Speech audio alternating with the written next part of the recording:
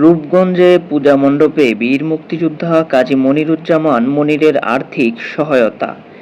রূপগঞ্জ উপজেলার বিভিন্ন পূজা মণ্ডপে গিয়ে হিন্দু সনাতন ধর্মাবলম্বীদের সঙ্গে সৌজন্য সাক্ষাৎ ও আর্থিক সহায়তা প্রদান করেছেন জাতীয় নির্বাহী কমিটির সম্মানিত সিনিয়র সদস্য, সাবেক সফল সভাপতি নারায়ণগঞ্জ জেলা বিএনপি ও বীর মুক্তিযোদ্ধা জনাব কাজী মনিরুজ্জামান মনির।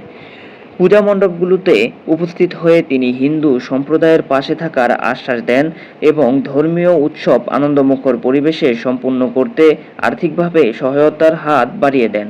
এ সময় তিনি বলেন, বাংলাদেশের সকল ধর্মের মানুষ শান্তিপূর্ণভাবে নিজ নিজ ধর্মীয় অনুষ্ঠান উদযাপন করবেন, এটাই আমাদের মুক্তিযুদ্ধের চেতনা।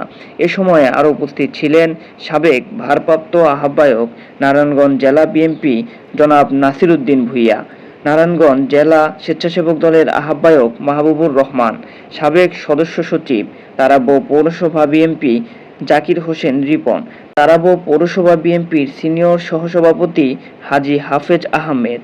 পরে আব্দুল হালিম ভূঁইয়ার নেতৃত্বে এক বিশাল র্যালি পূজা মণ্ডপে গিয়ে কাজী মনিরুজ্জামান মনিরের সঙ্গে মিলিত হয়।